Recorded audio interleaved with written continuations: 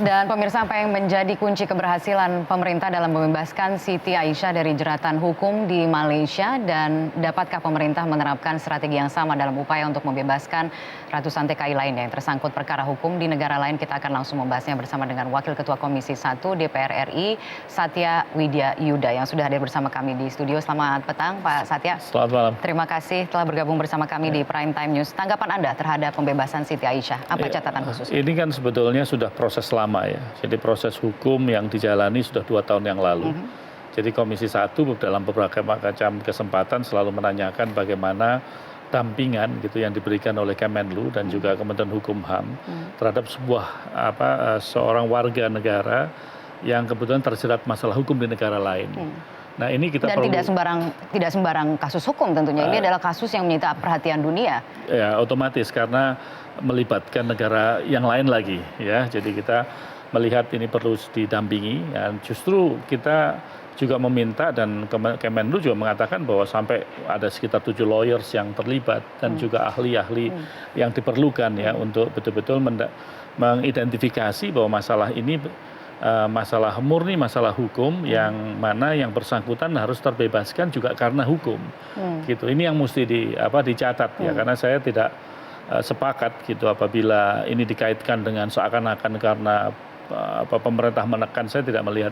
Anda tidak melihat seperti itu? Tidak ada upaya diplomasi yang kemudian dilakukan oleh pemerintah? Salah satunya menjadi kunci keberhasilan dari upaya ini? Diplomasi itu kan ada 2 jenis diplomasi ya.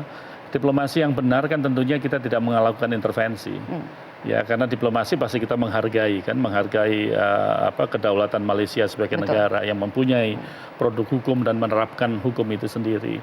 Tetapi yang kedua adalah diplomasi yang karena kita bersimpati terhadap warga negara, di mana negara harus ada di saat warga negara itu bermasalah di negara lain. Saya mengikutinya melihat bahwasanya ini justru membuktikan bahwa negara ada di saat warga negara itu bermasalah.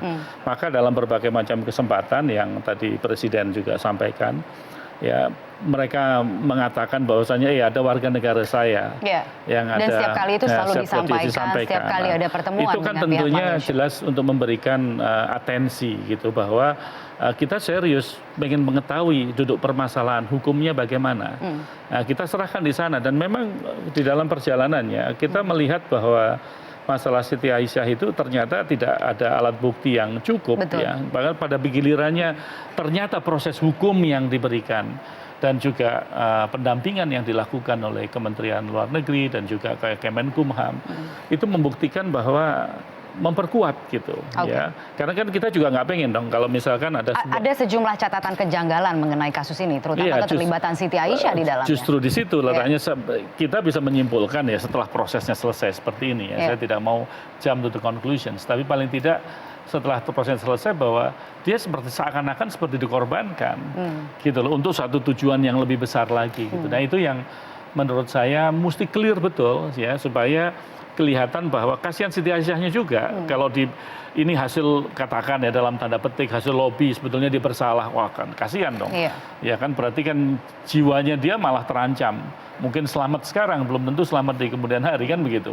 Tetapi justru yang kita sekarang ingin mengatakan ya bahwa pemerintah juga harus menjelaskan di dalam komunikasi publiknya bahwa memang yang bersangkutan tidak bersalah. Dan kita melakukan pendampingan dengan cara benar. Saya rasa itu sudah cukup jelas begitu ya, bahwa memang dibebaskan karena tidak ada cukup bukti gitu untuk melanjutkan sidangnya. Itu yang harus mendapatkan karena terbukti salah satu tersangka lainnya saat ini masih menjalani sidang. Iya, itu yang makanya ini harus betul-betul clear ya, bahwa intervensi pemerintah Indonesia terhadap kasus hukum di tempat negara lain itu tidak ada.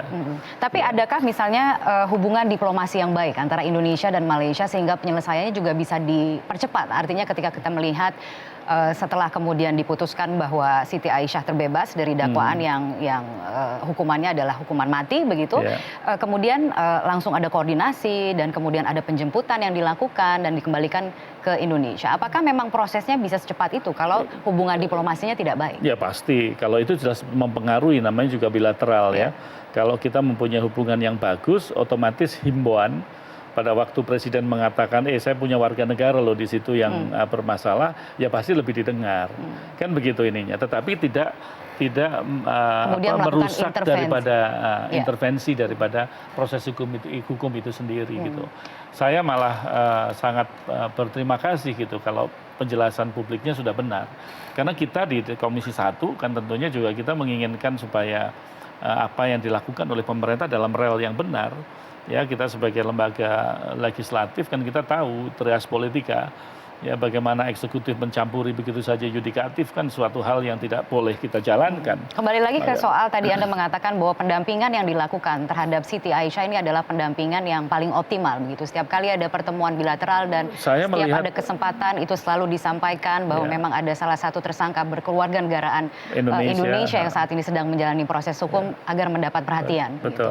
Nah, tapi artinya apakah pendampingan ini bisa kemudian diterapkan untuk warga negara Nah, lain? itu justru Ya kan? merupakan challenge ya. Yang juga berperkara di luar negeri. Betul. Jadi justru itu himbauan kita kepada pemerintah. Itu pendampingan lakukanlah pendampingan sempurna. Jadi ada pendampingan konsulernya, ada pendampingan hukumnya. Jadi kan dua kementerian terkait ya dalam hal ini Menkumham dan Kementerian Luar Negeri bisa bekerja bersama-sama. Nah, alangkah eloknya kalau hal ini juga dilakukan oleh siapapun yang bermasalah di luar negeri. Ya baik itu. Itu Anda tidak melihat seperti itu selama ini? Saya paling tidak dari yang saya ikuti ini pendampingannya cukup sempurna.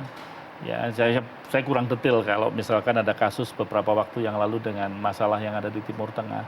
Maksud saya yang ada di Arab dan lain sebagainya ya. Tetapi paling tidak yang saya ikuti dari proses Siti Aisyah itu menurut saya pendampingan yang cukup baik gitu. Cukup baik dan layak untuk diberikan apresiasi? Ya, kita menurut saya berterima kasih pada Tuhan Yang Maha Kuasa. Karena ternyata orang yang dipojokkan secara hukum seakan-akan dia orang yang bersalah, ya, dan ini tangan Tuhan kalau menurut saya. Akhirnya dia dibebaskan karena tidak ada alat bukti yang mendukung, ya, dan negara hadir di situ, itu menurut saya satu kebahagiaan tersendiri. Baiklah, terima kasih Pak Satya telah bergabung bersama kami di Prime Time.